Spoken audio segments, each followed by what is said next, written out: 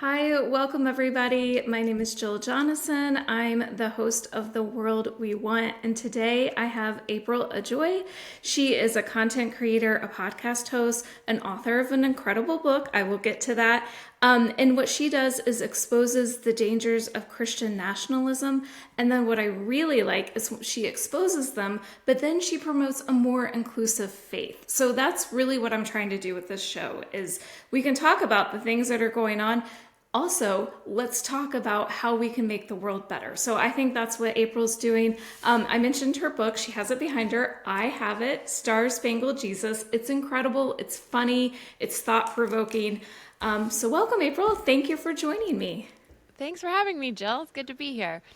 So let's just get into it. I think a lot of people could relate to this. You grew up in a Christian household. You still consider yourself Christian. We'll get into that part. But tell me a little bit about what being a Christian meant to you growing up and what that was like.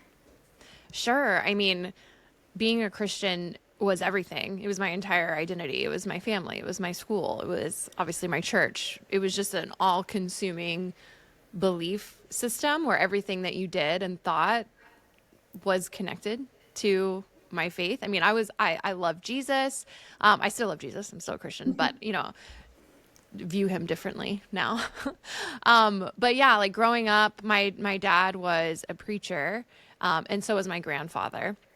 And so my dad was a traveling preacher, and so I had a split being a pastor's daughter. When we would be home, he'd preach at our home church. That was my grandfather's church. And then several months out of the year, we would be traveling either with by a motorhome or, overseas and speaking in different churches, and I would sing. And so like, it was also our livelihood. So like our entire like financial well-being was also very connected to our faith too. And I just believed that there was this urgency to my faith because we believed that if you didn't happen to believe what we believed, which was, confessing your sins, that Jesus Christ died and rose again, and that you had to say the sinner's prayer. And then if you did not do that, you would go to hell when you died. And I was taught from a young age too, that you had to, we called it witnessing, but that's like, it's really proselytizing, that basically we had to tell everybody that we came in contact with about Jesus, because if they were to die and go to hell and we didn't tell them or warn them, that their blood would be on our hands. And so you had this constant pressure. I had a lot of pressure too, and guilt if I didn't witness, then I would pray like, oh, please don't let them die today. That's so much pressure on a kid. Did you realize that as a kid, how much pressure that was? Or did it take you until being an adult to think about that?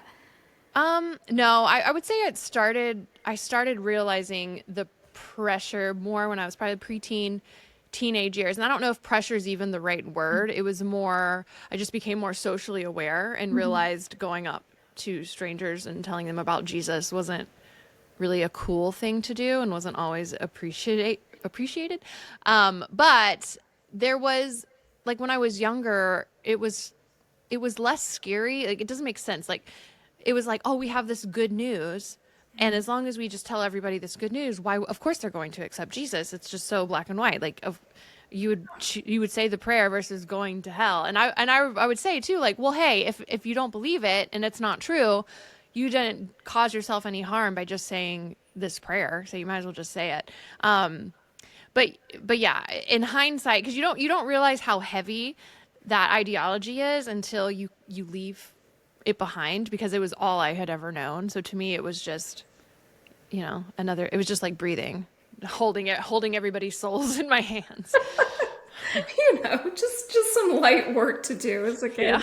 And then, we talked about Christian nationalism, which I think is a term that's becoming a little more mainstream. People are talking about it, trying to understand it. So would you consider that you were in the Christian nationalist movement? And then why and how did you leave that? Yeah. I was definitely in the Christian nationalist movement. I would not have said I was a Christian nationalist at the time. And I think that is one of the harder things in stopping Christian nationalism today, because it kind of hides in plain sight in American evangelicalism. The two are very interconnected. They're not necessarily the same thing, Okay.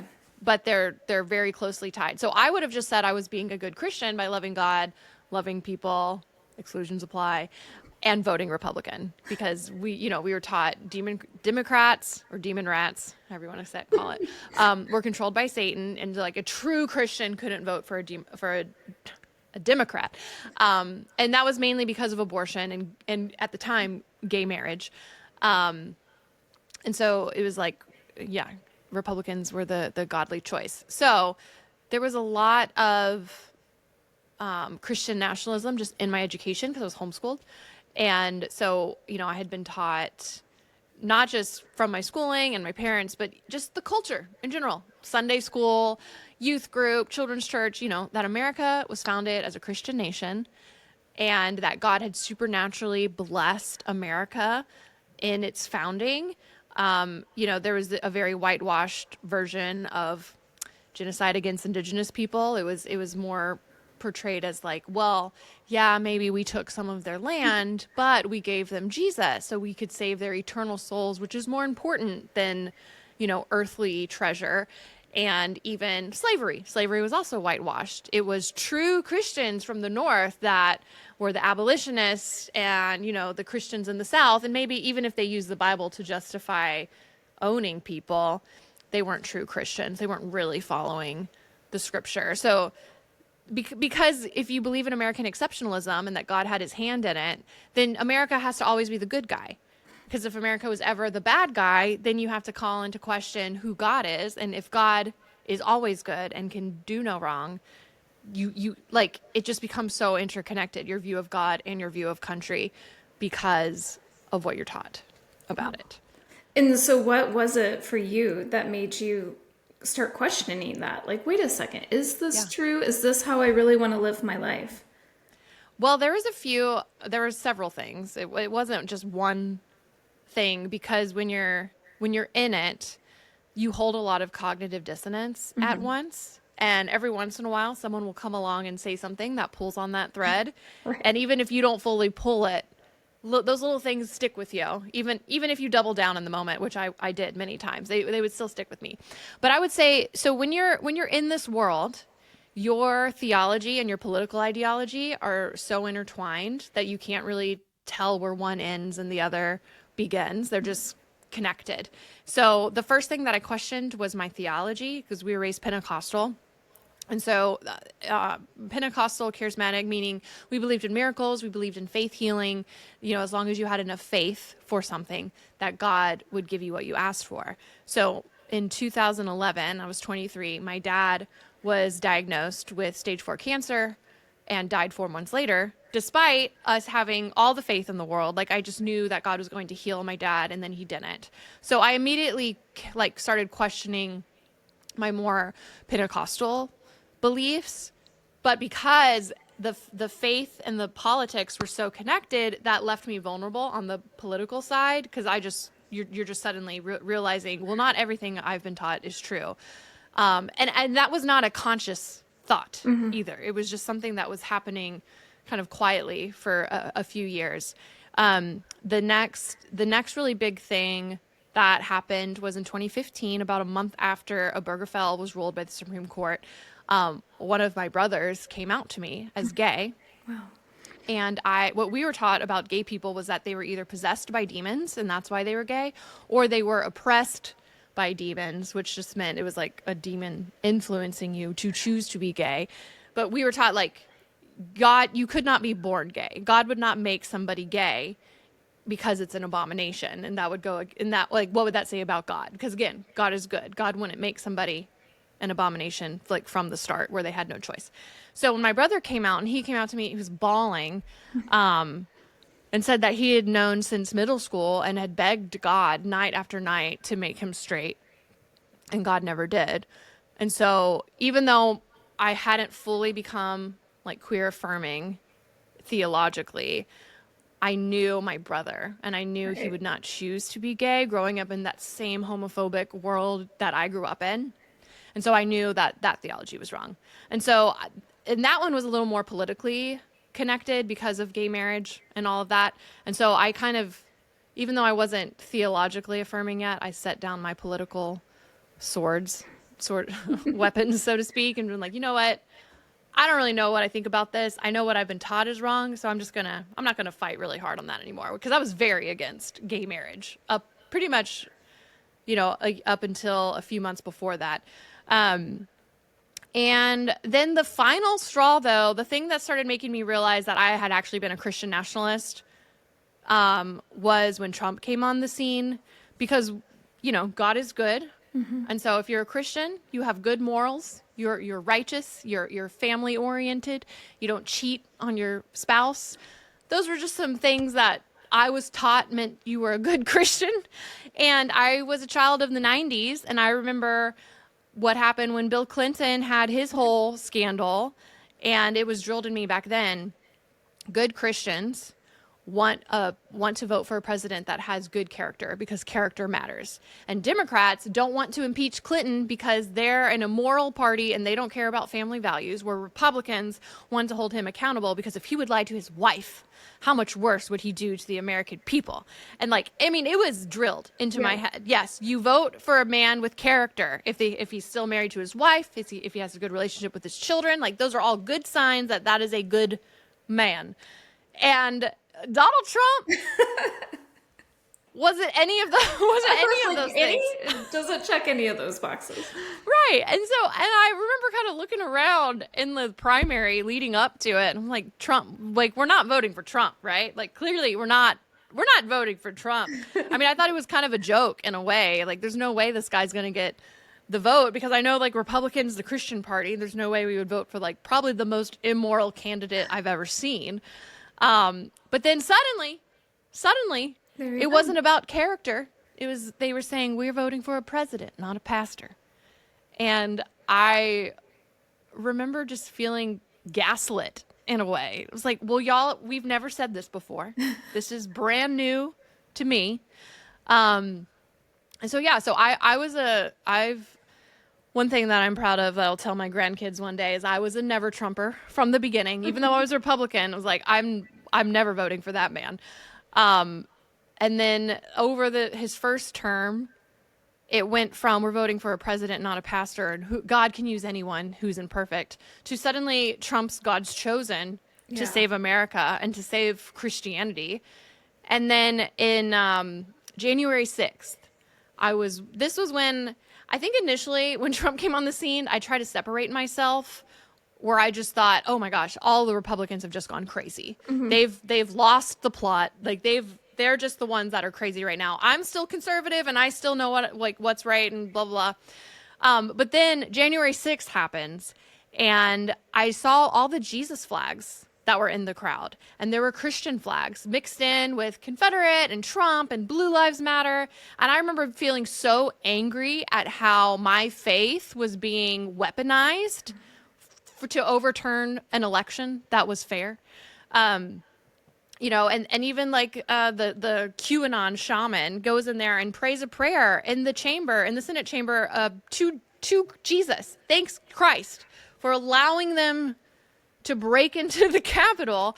And I realized, I think I was a Christian nationalist the whole time, because I recognized two people. One person I knew from my dad's church growing up, who was arrested for January 6th. And then my spouse recognized someone, zip tie guy from youth group. And then I just kind of realized, oh no, these are actually my people. And it was just kind of this, I had an epiphany where I realized, oh no, I had also been a Christian nationalist the whole time. I just wasn't able to see it. And then suddenly I saw, oh, I was also a hypocrite. And I just didn't realize it. Gosh, I'm like, what an awakening, right? You're like, oh no, what do I do now? And I mean, you kind of touched on this, when you were describing your childhood and some of the beliefs. I know you were surprised that some Christians are Trump supporters, in the beginning, but now that you've kind of had that awakening, does it surprise you? I would say yes and no. Okay. So it still surprises me, because to me it's so obvious. You have to be intentionally so obviously hypocritical to support Donald Trump, where before I do feel like it was easier to hide, it wasn't as blatant. but also no, because I know when I was in it, I was very indoctrinated. And I know a lot of the people today, a lot of Christians today that support Donald Trump are also very indoctrinated, and they've been taught a whitewashed history. And also they are consuming very right-wing media that's very full of propaganda, misinformation. So I don't think they're fully seeing the whole picture of how, how scary this country actually is right now. So I honestly go back and forth between, oh my gosh, I can't believe these people are supporting this man. And then also, yeah, I mean, I guess it makes sense. It tracks given our history of white Christians being on the wrong side of history. Well, and I feel like they're doubling down on it. I mean, that gets me to my next question, is Mike Johnson becoming Speaker of the House. Like, Yeah. when that happened, I was like, oh, this isn't good. This guy's really scary. And I tried to talk to people about it, and they were just like, whatever. And I'm like, no, watch this guy. So I'm curious, like, what was your reaction? And what are your thoughts of him right now and what he's doing? Yeah, Mike Johnson is an interesting one to me because when he first came on the scene, I feel like I would put him in the group of I think he's a true believer and he truly believes that this is a Christian nation. It needs to be a Christian nation, that that's the best path for the country. He had the appeal to heaven flag. When he was nominated, he compared himself to Moses. I remember that. Very, Yeah. yeah, like very Christian nationalist, very evangelical. He's got that Southern Baptist kind of twang to him that's a little triggering for me sometimes. But I don't know because he has to know. He has to know deep down Trump is not a good person. So for him to still be doing what he's doing and no, like, I think he's switched a little. Like, I feel like initially he was doing it because he was a true believer. And now I think he's doing it because he likes the power and maybe feels like he just has to keep pushing it through. I think his goal in helping Trump is to push that Christian nationalist agenda through with Project 2025. I think my guess, and obviously I don't know because I've never talked to them, but I think most of them know deep down Trump is a terrible human being. And they are actually using Trump to push through Project 2025. And I don't think they actually care about Trump. And I think a lot of them will be happy when Trump is no longer president and they can get someone like JD Vance or someone else in there that, because Trump's not a Christian nationalist. I don't think Trump believes in anything but himself. And if tomorrow Trump looked and thought he could keep power by switching and being a Democrat and doing progressive policies, he would do it on a dime. Because I don't think he believes in anything.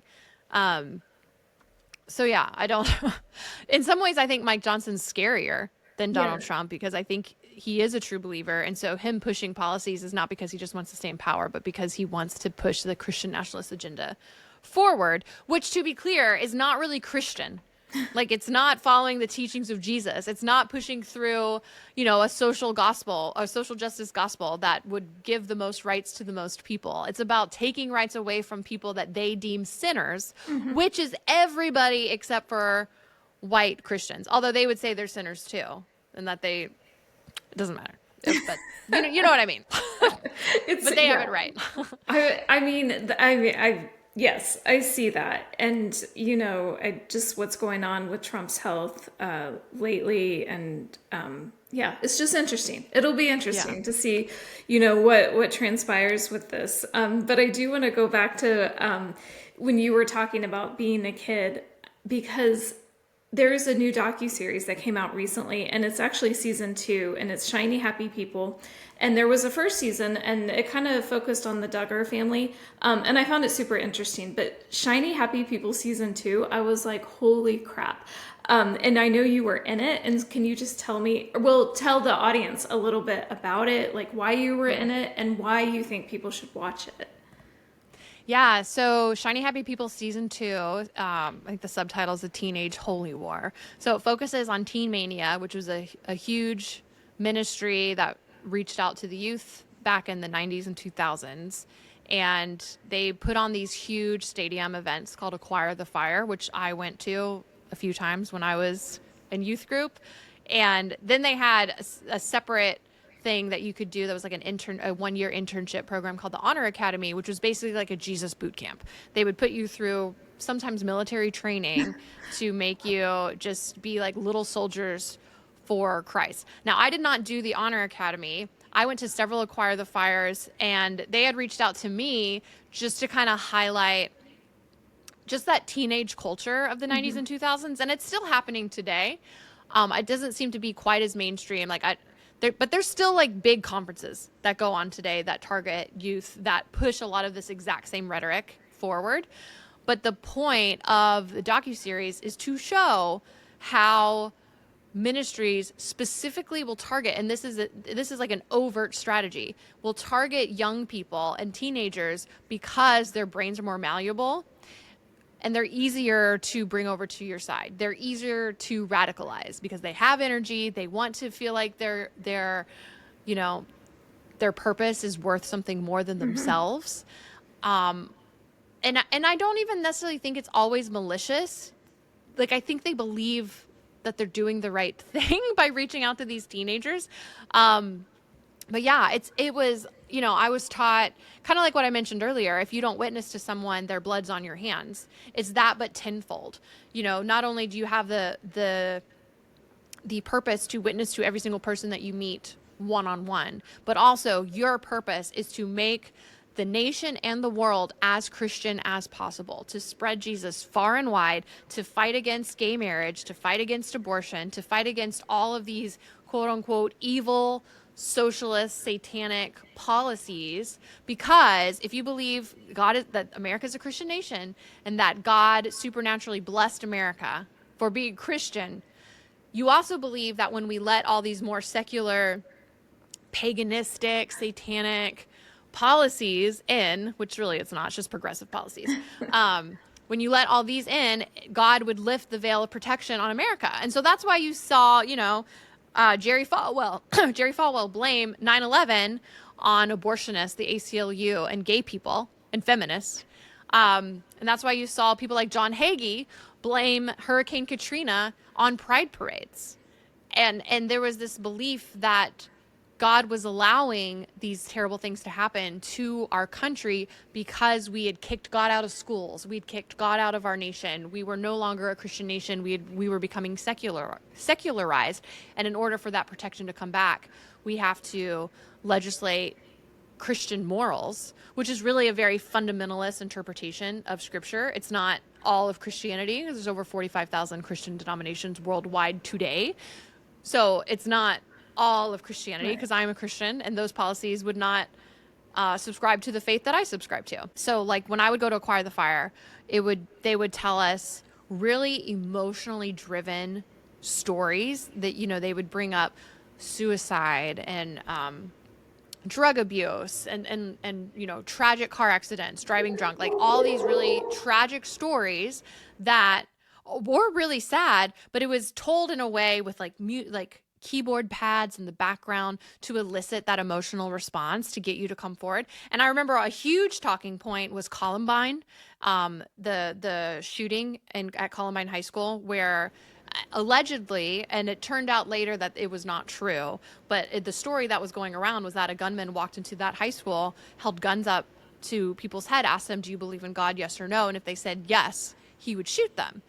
That ended up not being what actually happened, but that narrative went far and wide. And so they would tell us, I can't tell you, and it wasn't just Acquire the Fire. It was in youth groups everywhere that I went. It was in youth small groups that I went to. They would say, like, if a gunman came to your school and held a gun up to your head, would you say yes and honor God and die a martyr and go straight to heaven? Or would you say no and deny Christ and potentially go to hell for eternity? Because they would say, like, the worst thing you could ever do was deny God. And so I can't tell you how many times I would lay in bed at night and fantasize like having to make that choice of saying yes. And most of the time I felt strong enough in my faith that I would die a martyr, that I would say yes and be willing to die for my faith, because that was a sign of a true Christian. But there would be moments where I would doubt. I'm like, I'm so young though. Like I want to live and I want to do all these things. And then I would feel so guilty for even thinking about saying no to dying. And then I would ask God to forgive me for having so little faith, because doubts were also heavily demonized. If you had doubts, there was something wrong with your faith and you needed to get to where you could just really blind loyalty, being a blind soldier. Like you are taught to not give in to your own instincts, that your own instincts are fleshly and of sin. So you can't even trust yourself. I mean, I feel like that kind of checks out when a lot of us are like, how are these people following, like voting for Yeah. Trump 3 times? Who, yeah, it's like you were touching, like it's doubting, like not being able to trust yourself and what you're seeing with your own eyes. So I'm just, that's why I feel like this conversation is important, to try to understand where people are coming from. And then let's go on to your book that you wrote, Star Spangled Jesus, and first tell me, why you wrote that book. And I think it's funny for one thing, which is it just makes it an easy, like quick read in that way. I laughed out loud multiple times, but I think Yay. it would be a good thing for people to read, to maybe understand, or if you have someone in your life who's kind of like, wait a second, this isn't adding up, starting to question Yeah. some of the things they've taught. So could you tell me a little bit more about it? Yeah. So I wrote the book. Well, my spouse kept being like, you should write a book. He kept telling me to. And I was like, I don't know. Because I mean, when I started on TikTok back in 2020, and I would tell little pieces of my story, in 60-second videos here or there, how I sang on the Jim Baker show an original song I wrote called America Say Jesus, how I traveled in a bus that had America Say Jesus around it, and I campaigned for Mitt Romney. And like, I had all these like really weird stories that were just odd. I had an interesting childhood. It wasn't normal growing up in an RV. So I looked. There are a lot of really great Christian nationalist books out there. Books about it that are really data driven, research driven, historically driven. Like The Color of Compromise by Jamar Tisby is great. It focuses on like the racism in white evangelicalism. Jesus and John Wayne, I feel like, is also a great Yep, which is another one I primer. have on my shelf. Yeah, Yeah. like that one. But like in a lot of ways, this can be really heavy because it's Right. just data, which is important. I felt like the purpose of my book was to peel back the curtain of what it's like when you are a Christian nationalist, because I think it's really easy if you're just reading the data to look at it and say, well, these people are just insane. Like these people are in a cult. They're just stupid. They're mean. They're pure evil. It's easy to kind of demonize people that subscribe to that because of the harm that they're causing. And so I wanted to just kind of give like a behind the scenes look of what it's like, what goes on in someone's mind when they believe these things, because I believed it. I fully believed it. It wasn't Trump, but it was the exact same talking points, and so it's just kind of like, I feel like if we can understand where someone's coming from and understand why they're doing what they're doing, it'll be easier to open that door to have a conversation. Right. And we're not demonizing them. It kind of humanizes them. And I don't want to humanize them to the point where it's like toxic and giving them, not holding them accountable, but to show that most of the people that perpetuate Christian nationalism, one, don't realize they are. They think they're just being good Christians. And they're doing it because they think it's the right thing to do based on what their pastor says, what Fox News says, what their family says. Like sometimes it's cycles and cycles of indoctrination, and it can be really hard to break out of, especially if you grow up in it. Like if you're raised in it from a child and it's all you've ever known, especially if you're homeschooled or only go to Christian schools, you could go your entire life without ever knowing that a D&C is the exact same procedure, whether it's for an abortion or a miscarriage. So it was just kind of, I just wanted to give people an idea of like, hey, Christian nationalism is really scary. Here's some awareness, like just for people who don't know anything about it. Try to make it a little funny because, my life was kind of funny when you say it out loud. But then also try to just shine light on here's things that helped me get out that can hopefully give you tools to help reach your loved ones that are trapped in Christian nationalism. Yeah, I love that. And yeah, that's why I highly recommend it. And then, April, I know that you consider yourself a Christian today. So, how do you practice your faith and what does it look like for you? Yeah, I will say like the biggest difference between my faith now versus my faith when I was a Christian nationalist is that I now focus far more on action than I do beliefs, because beliefs aren't intangible. You know, they can help dictate your actions, but it's just they live up here Yeah. and they don't really matter. What matters is what you do and how you live your life and how you love your neighbor and what you're giving to your community. So I try to focus on that part of it. Whereas when I was a Christian nationalist, you only focus on belief. And if someone has all the right beliefs, you can forgive a myriad Right. of terrible behavior, as we're seeing with Donald Trump, Yeah. because he happens to be holding the beliefs that they want. They can excuse all those behaviors. Same with Pete Hegseth. Same with any mega church pastor that gets caught up in a scandal. You know, I can also go into details on how I think when you're trained in the church to not touch God's anointed, meaning you'll defend your pastor and have blind loyalty pretty much no matter what, that is changing a little bit. Like I feel like you see a little more accountability, but for the most part, you were taught not to ever touch God's anointed. That was easily transferred to Trump, Wow. which I think is why you see that blind loyalty. But yeah, and you know, we recently started going to a church again. We go to a Methodist church that's fully queer affirming. It's been a really beautiful kind of full circle moment, because for a while there I was like, I'm never going back to a church after just seeing all the hypocrisy. But that's been kind of healing, and I just think for me, I've had a lot of enjoyment in finding God in places the church told me not to look. And just realizing that I believe God is in everybody and in everything. And before I demonized everything that I didn't understand. And now I approach new things with curiosity and saying, like, I feel like you might have a piece of God that I don't know. And I'm curious to get to know that. That's really beautiful. And I think that's the opposite. Like, curiosity is the opposite of that, like, indoctrination of like approaching things with curiosity. Like, tell me more. What's that? That's really beautiful. Thank you for sharing that. And then just to close out, you know, I called this show The World We Want. So can you just finish the sentence, I want a world, and then just finish it however you want to? I want a world without hate.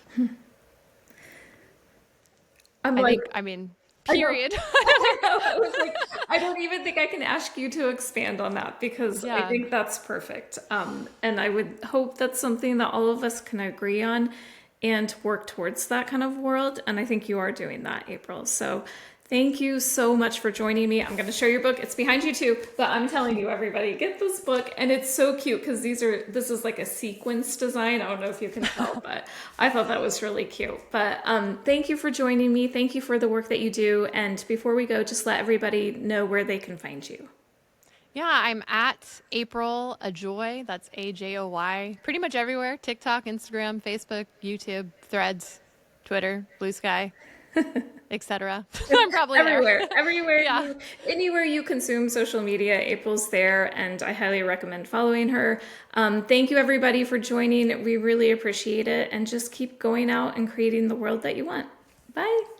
Bye. Thank you.